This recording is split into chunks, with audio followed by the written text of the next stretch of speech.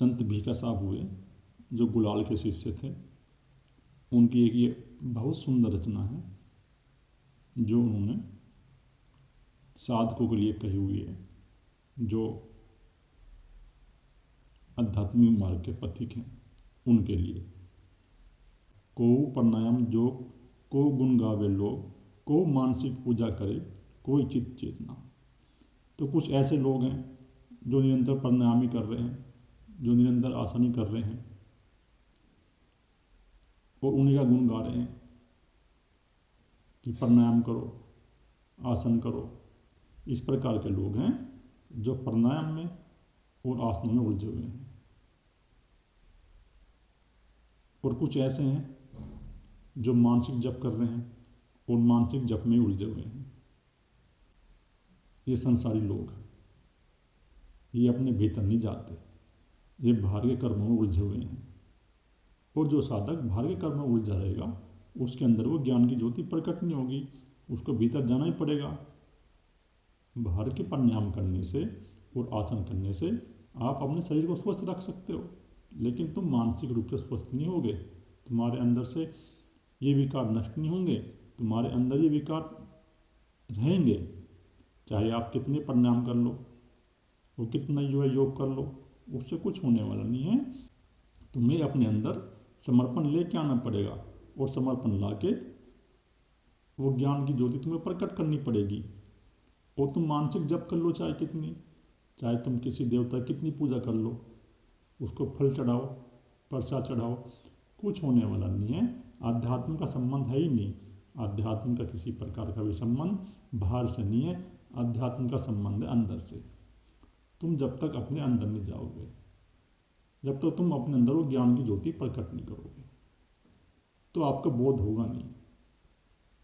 और भीखा आपको बता रहे हैं कि ये सब छोड़ो, बाहर के कर्मों में तुम मत उलझो, तुम अपने स्वयं की ओर लौटो।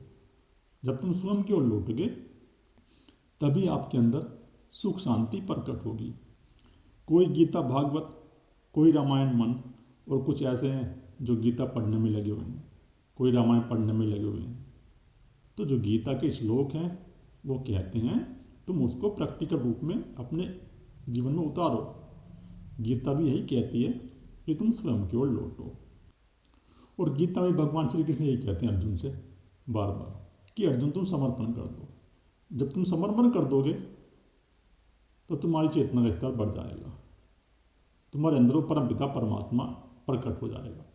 समर्पण लेके आओ, बिना समर्पण के कुछ होने वाला नहीं है। गीता जो कहती है, गीता के जो उपदेश कहते हैं उनको तुम अपने जीवन में उतारो। रामायण जो कहती है उस रामायण को तुम अपने जीवन में उतारो। भीखा साहब यही कह रहे हैं तुम इनको पढ़ के तोते मत बनो, इनको दोहराने से कुछ होने वाला नहीं है। दोहराने से तुम तोते बन जाओगे।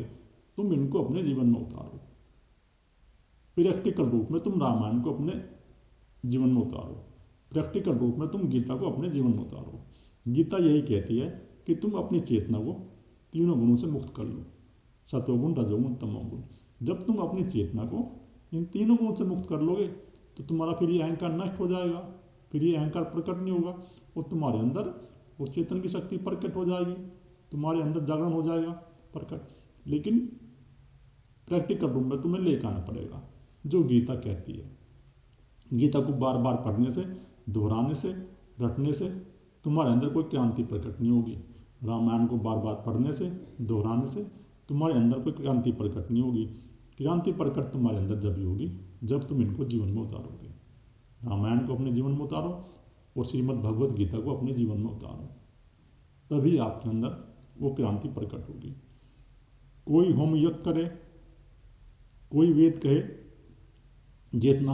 और कुछ ऐसे हैं जो यज्ञ करने में लगे हुए हैं, कुछ ऐसे हैं जो अग्नि जला लेंगे और अग्नि जला के कोई घी को फूक रहे हैं, कोई सामग्री जला रहे हैं, उसमें कोई चावल गिर रहे हैं, कोई गेहूँ गिर रहे हैं। तो इस प्रकार तुम बाहर का यज्ञ मत करो, इस बाहर के यज्ञ से कुछ होने वाला नहीं है। तुम अपनी चित्त की वृत्तियों का निरोध करो। तुम्हारे मन के अंदर जो चित्त की वृत्तियाँ उठ रही हैं इनका हवन कर दो। उस साक्षी का एक हवन कुंड बनाओ और साक्षी के द्वारा, ध्यान के द्वारा तुम अपनी चित्त की वृत्तियों का हवन कर दो। जब तुम अपनी चित्त की वृत्तियों का हवन कर दोगे, उनका नाश कर दोगे, तो आपके अंदर शांति प्रकट होगी। बाहर का यज्ञ करने से तुम्हारे अंदर कोई शांति प्रकट नहीं होगी। बाहर के यज्ञ बहुत करे लोगों ने, लेकिन किसी के अंदर कोई शांति प्रकट नहीं होगी। चाहे आप ये यज्ञ रोज करो बाहर का, इससे कुछ होने वाला नहीं है। भीतर का यज्ञ करना पड़ेगा, ज्ञान यज्ञ करना पड़ेगा। जो गीता में भगवान कहते हैं अर्जुन को कि अर्जुन ज्ञान यज्ञ करो, और ज्ञान यज्ञ ही श्रेष्ठ है। और ज्ञान यज्ञ यही है कि जो तुम्हारे चित्त के अंदर व्यक्तियाँ उठ रही हैं उनका निरोध कर दो ज्ञान की अग्नि से, तभी आपके अंदर क्रांति प्रकट होगी। और कुछ ऐसे हैं जो वेद पढ़ रहे हैं, वेद को रट रहे हैं, तो वेद को पढ़ने से कुछ नहीं होगा, वेद को जीवन में उतारना पड़ेगा। जो वेद कहता है उसको तुम अपने जीवन में उतारो। वेद भी यही कहता है जो तुम्हारी जीवात्मा के अंदर ये प्रकृति के बंधन है, इनसे मुक्त हो और सत्वगुण के कार्य करो। तुम सत्वगुण में आओ, तभी आपके अंदर क्रांति घटेगी, नहीं तो कोई क्रांति आपके अंदर नहीं घटेगी। और को गहन में दान, को गंगा स्नान। तो कुछ ऐसे मनुष्य हैं जो दान कर रहे हैं, जो पहले संसार को लूटते हैं, लूट के धन कमाएंगे, फिर दान करेंगे। पहले तुम लूटोगे संसार को, जनता को, और फिर जनता को लूट के तुम सन्यासियों को भोजन कराओगे, दान कराओगे, दिखाओगे कि मैं कितना बड़ा दानी हूँ। तो इस प्रकार दान करने से तुम्हारे अंदर कोई शांति प्रकट नहीं होने वाली। तुम्हारे अंदर ये अहंकार रहेगा, मैंपन का। और गंगा स्नान करते हैं, और कुछ कहते हैं कि गंगा स्नान कर लो तुम्हारे पाप नष्ट हो जाएंगे। तो गंगा स्नान करने से किसी कोई पाप नष्ट नहीं हुए और ना होंगे। पाप तो तुम्हारे चित्त की व्यक्तियाँ हैं। ये अहंकार के अंदर तुम्हारे जो संस्कार संचित हैं, ये है पाप। जब तक तुम्हारे अहंकार के अंदर से, जीवात्मा के अंदर से ये संस्कार छीन नहीं होंगे, तुम्हारे अंदर कोई क्रांति प्रकट नहीं होगी, तुम्हारे पाप छीन नहीं होंगे। गंगा स्नान करने से तुम्हारे अंदर कोई पाप छीन नहीं होंगे। गंगा स्नान करने तुम जाओगे तो तुम्हारे अंदर कुछ समय के लिए शांति प्रकट हो जाएगी, तुम सतोगुण में आओगे। लेकिन जैसे ही तुम गंगा स्नान से वहाँ से नहा कर निकलोगे, फिर तुम पहले जैसे ही हो जाओगे। झूठा दान करने की जरूरत नहीं है, और ना ही किसी प्रकार का स्नान करने की जरूरत है। बस अपनी चित्त की व्यक्तों को छीन करो, ध्यान करो, और ध्यान करके उस परमपिता परमात्मा की ओर लौटो और चित्त की व्यक्तों को छीन करो। को काशी ब्रह्मनाल, कोई फली के हेतना। और कुछ ऐसे हैं जो फल का सेवन करते हैं, फल ही फल खाएंगे, कुछ खाएंगे नहीं। तो जो परमपिता परमात्मा तुम्हें दे रहा है, जो भोजन दे रहा है, उसको तुम ग्रहण कर लो। ऐसा भी नहीं है कि फल खाने से परमपिता परमात्मा तुम्हारे अंदर प्रकट हो जाएगा। ना फल खाने से, और ना ही दान करने से, और ना ही स्नान करने से। वो तो प्रकट होगा जब तुम अपने चित्त के संस्कार छीन करोगे, जब तुम अपने अंदर एक हवन कुंड जलाओगे चित्त के अंदर। और चित्त के अंदर जब तुम यज्ञ कुंड जलाओगे, उसमें अपने संस्कारों को हवन कर दोगे, नष्ट कर दोगे, तो आपके अंदर फिर वो ज्योति प्रकट होगी परमपिता परमात्मा की, और फिर आपके अंदर शांति आ जाएगी। बाहर का किसी प्रकार का कोई संबंध अध्यात्म से नहीं है। अध्यात्म का संबंध ही अंदर से, अध्यात्म का संबंध ही भीतर से। ध्यान की गहराइयों में उतरो, ध्यान की गहराइयों में उतरोगे तो तुम्हें अनुभव होगा। भी का भ्रम रूप निज आत्मानुप। और भी का भ्रम रूप हो गया, उसने अपनी आत्मा को जान लिया। तुम अपनी आत्मा को जान लो, तुम भी भ्रम रूप हो जाओगे। आत्मा जो तुम्हारी, वो माया के बंधन में आ गई है। ये 3 गुण के बंधन तुम्हारे अंदर है, तामसी, राजसी, सात्विक। इनसे तुम पार हो जाओ, और जब तुम इनसे पार हो जाओगे तो तुम अपनी आत्मा को जान लोगे। और तुम जब आत्मा को जान लोगे तो तुम उस ब्रह्मा का ही रूप हो जाओगे। वो ब्रह्मा आपके अंदर प्रकट हो जाएगा, और जब आपके अंदर वो ब्रह्मा प्रकट होगा तो आप ब्रह्मा के रूप हो जाओगे। जिस प्रकार भीका के अंदर ब्रह्मा प्रकट हो गया, और भीका ने उस ब्रह्मा को जान लिया, तुम भी उस ब्रह्मा को जान लोगे। वो ब्रह्मा आपके अंदर ही प्रकट हो जाएगा। लेकिन आत्मा की ओर लौटो, स्वयं की ओर लौटना पड़ेगा, भीतर जाना पड़ेगा, और संस्कारों को छीन करना पड़ेगा, जब भी तुम ब्रह्मा होगे। जो न खिलियो दिव्य दृष्टि, खाले की ब्रह्म इतना। और जो तुम्हारी वो दिव्य दृष्टि न खुली, तो फिर तुम अपना समय बेकारी कर रहे हो। तुमने अपना मनुष्य जन्म नष्ट कर दिया, तुमने भ्रम में ही अपना जीवन नष्ट कर दिया।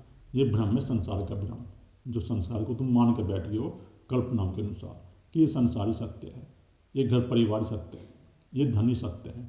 इस प्रकार का भ्रम तुम्हारे अंदर है। इस भ्रम को छीन कर दो, इसको नष्ट कर दो, उस आत्मा का अनुभव करो, वो दिव्य दृष्टि लेके आओ। जब तक तुम्हारे अंदर वो ब्रह्म का ज्ञान प्रकट नहीं होगा, ब्रह्म की ज्योति प्रकट नहीं होगी, तुम अज्ञानी रहोगे। और अगर तुमने ये अपना मनुष्य जन्म ऐसे ही गवा दिया बाहर की वस्तुओं को प्राप्त करने में, तो आपके कुछ हाथ नहीं लगेगा। अगर मनुष्य जन्म का उपयोग करना है तो वो दिव्य प्रकाश अपने अंदर जलाओ, और वो दिव्य प्रकाश जलेगा भीतर जाने से। संत भीखा साहब का कहने का अर्थ यही है, वो बार बार यही कह रहे हैं कि तुम अपने भीतर जाओ, अपने अंदर जाओ, ध्यान की गहराई में उतरो, गुरु के प्रति समर्पण लेकर आओ, और समर्पण करके अपने अंदर जाओ। अंदर जब तुम जाओगे तो तुम्हारे अंदर ब्रह्म का प्रकाश प्रकट हो जाएगा। तुम अपनी चेतना को गुणों से मुक्त कर लोगे, और जब तुम्हारी चेतना प्रकृति से मुक्त हो जाओगी तो तुम्हारे अंदर वो ब्रह्म ज्ञान प्रकट होगा, वो ब्रह्म की ज्योति प्रकट होगी। और ब्रह्म की ज्योति जब प्रकट होगी, वो ब्रह्म ज्ञान जब प्रकट होगा, तुम देख लोगे कि मैं कहाँ अज्ञान में खोया हुआ था। और जिसको ब्रह्म ज्ञान प्रकट नहीं हुआ, वो समझो कि उसका जीवन पशु के समान था। उसने अपना मनुष्य जन्म नष्ट कर दिया, बेकार कर दिया, अगर उसको वो ब्रह्म ज्ञान प्रकट नहीं हुआ। उस ब्रह्म ज्ञान को प्रकट करो और स्वयं की ओर लौटो, स्वयं के अंदर चलो। बाहर के अध्यात्म में मत उलझो, बाहर के पाखंड में किसी प्रकार की उलझने की जरूरत नहीं है। अंदर की ओर लौटो, स्वयं की ओर लौटो। यही भीखा कह रहे हैं बार बार कि अपने अंदर जाओ, प्रकट करो। वो साधकों को उन्होंने यही समझाया है अपनी रचना में कि तुम अंदर की ओर आओ, स्वयं की ओर लौटो।